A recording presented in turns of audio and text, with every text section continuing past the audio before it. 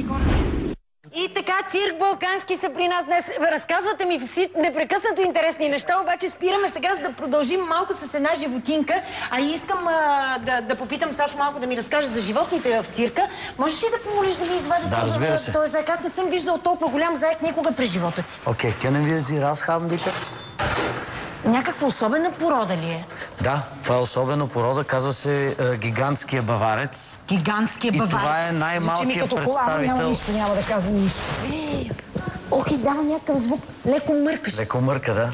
Това е най-малки от трите заека, които ни имаме в спектакъла. Да, този е най-малкият.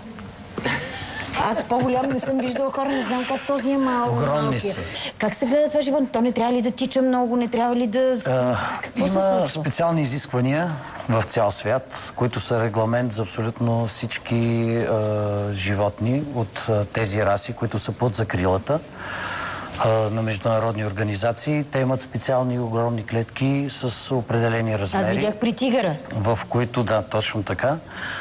И храната на тях им се поднася по определен начин. Значи те биват раздвижвани, така че да могат да догонват своята храна. Все едно това е плячка в природата, за да могат да изразходват определено количество енергия и за да могат да се движат, защото иначе ако им се дава храната просто ето така и те да се хранат, те ще затлъстеят, ще започнат да боледуват. Да. В природата те ловуват. Да, кажи ми за тази забрана, за която се чу преди няколко години, мисля, че вече за животните в цирка. Как не трябва да се гледат животни в цирка, спира дресурата на животни. Какво случва с това нещо? В интерес на истината е, че много се злоупотребява и много се спекулира. Наистина има хора, които нарушават изискванията и те трябва да бъдат санкционирани. Но не трябва по един да се съди, че всичките са такива. Това не значи, че всички са нарушители. Трябва да се има на предвид, че цирковете са най-строго контролирани и санкционирани от абсолютно всички други места, където има животни, където пребивават животни. Има едно ограничение, което вече от много години важи в сила, че цирковете нямат право и не могат да закупуват животни. Те не могат да търгуват с животни, както и да ги заменят. Голяма част от животните в цирковете се пенсионират и отиват в зоопаркове, които, разбира се, имат възможността да издържат тези животни, защото много от зоопарковете са с лимитирани средства, а издръжката на тези животни е много скъпа. Забил, защото вече не мога да издържам. Не може да не ми кажете малко за колелото на смъртта, защото разбрах, че си говорим. Аз като зрител боледувам от това, че го няма, но пък в същото време много се радвам за вас двамата, че не се качате. Сега разбирам, че взехме костюмите. Защо? Нови костюми и... Шило в турба мирно не стои. Въпреки, че аз бях категорично против, той успя да се наложи. Ако беше по-малък, може да му се скараш, да го плеснеш, да го накажеш. Но... В нашето семейство, в моята трупа, аз винаги съм спазвал един принцип, който е много важен. Артистът трябва да слезне и от сцената, и от манежа, когато е на своя връх. Не когато той тръгне надолу и почва, особено в цирка, почва да става за смях на хората. Защо? Кажи ми, прав си, че Шило в турба не стои, но... Аз през последните 2 години мразех да влизам в манежа, първото нещо. Защото не участвах и не се чувствах част. Чувствах се като изхвърлено дете от цирка. Да. И... дойде границата, в която казах на баща ми: ако искаш да ме задържиш да работя за теб, постави го малко като ултиматум, обаче нямаше вече на къде. А и жена ми вече мина 1 година, откакто е родила. Публиката казваше на колелото: вижте, тя е бременна. Но, както и да е, но и тя имаше нужда от изява все още. Разбира се. Как можеш да я качиш тогава и да с него, разбирам, да те яд на него нещо, да сте се тормозили един друг? Когато ние сме в добро настроение, работиме по един начин, когато се сърдиме пак по съвсем друг начин. И аз трябваше да го ядосам него, когато е важна премиера. Аз съм ги чакал с бейсболова палка зад завеста. Значи така се ме вдигали мене на шпиц, че... Какво сте правили? А те знаеш какво правят? Нас не се излиза. И излизат отпред, да ни излезнат отзад. Знам за този случай, който през рекламата отново ми разказа и не чухме. От малки сме така.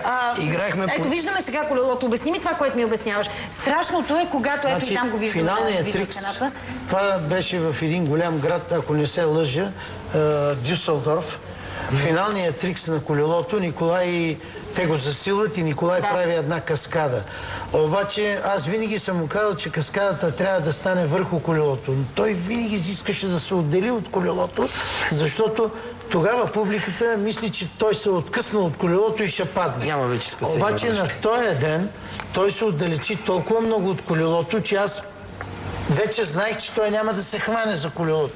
Но брат му много добре разбра какво става и забърза още повече колелото да го настигне, да докара колелото до Николай, така той се хвана.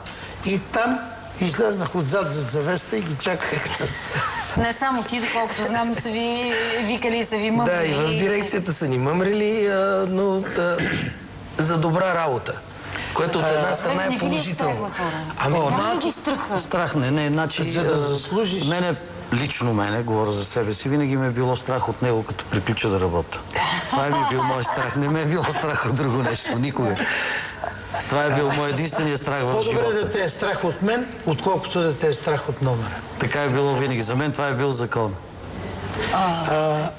Да заслужиш едно такова заглавие с 2 страници в един от най-големите медийни вестници на Германия, Франкфуртер Allgemeine Zeitung, където пишеше: в цирк Кроне българските хамстери Александър и Николай лазат по нервите на германците.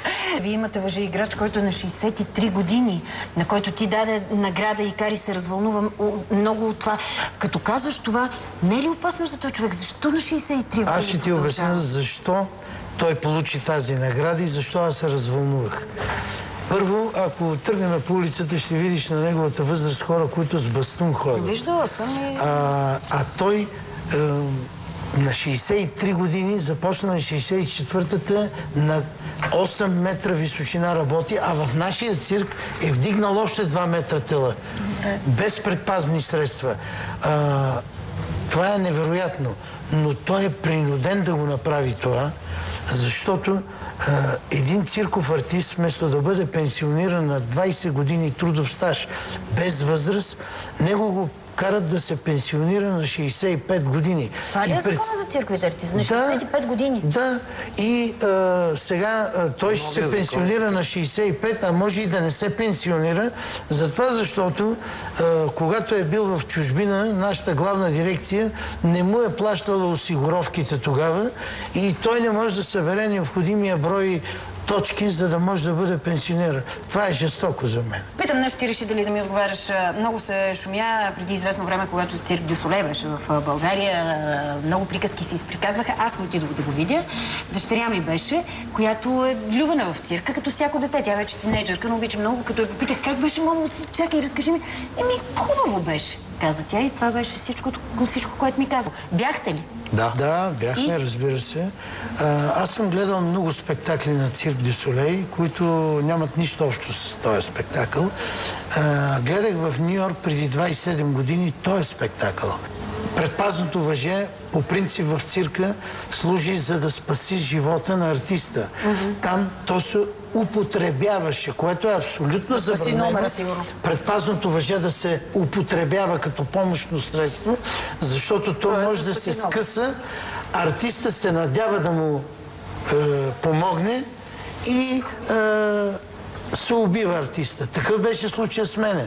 Когато аз паднах от купола от трапеца от 11 метра и летях 27 метра, аз бях вързан с лонджа и викам, имам си лонджа. Обаче лонджата се скъса, предпазното въже, и аз паднах на мозайката. И останах жив Господ ме е спасил. Аз като си помисля, вие какви невероятни номера да показвате и какви неща имате в програмата сега. Не казахме нищо, че има и нови номера, има чужденци, има едни рускини на номера, когато ние снимахме в цирка. Аз не го видях, защото те не бяха дошли тогава още, когато правихме този запис, в който аз и Елица се включихме. Но това е също много красив номер. Музиката е великолепно подбрана. Това е един музикален спектакъл, освен цирков спектакъл. Така че ако наистина хората искат да се насладят на цирковото изкуство, имаме го тук. Аз искам да акцентувам много на името на нашия спектакъл тази година. Арена на смелите. Защо? Програмата започва с летящият мотоциклетист по едно наклонено въже под купола на цирка. Това е първият атракцион. Вторият атракцион е Ромил Драгомиров на високата тел на 10 метра височина. Третият атракцион е Колелото на смъртта, което те ще го видят в много добра светлина. И четвъртият атракцион, който принадлежи наистина на смели хора, това е Глобуса на смъртта. Правилно са го кръстили Арена на смъртта. Щом с Колелото завършваме първата част, значи представете си, всичко останало започва от там нагоре. Добре, бе, хора, аз не знам какво да ви пожелая на финала, освен да ви пожелая да нямате никакви проблеми, да сте живи и здрави и вие и всичките артисти, които играят под купола на цирк Балкански. Едно, а като зрител си пожелавам да имате една постоянно място на цирк Балкански, постоянна сграда на мястото, което заслужавате в София, на централно, на хубаво място. Дай Боже, благодарим ти. Нашата фамилия смята, че с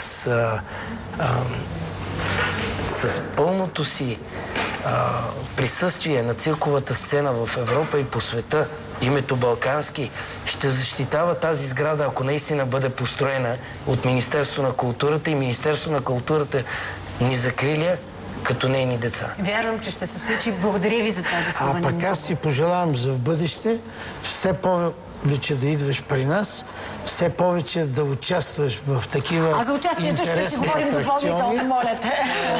И да залюбиш още повече цирк. Залюбила съм го. Това трябва... Когато обича някой цирк, това е любов за винаги, си мисля. Благодаря ви. Благодаря. Благодаря.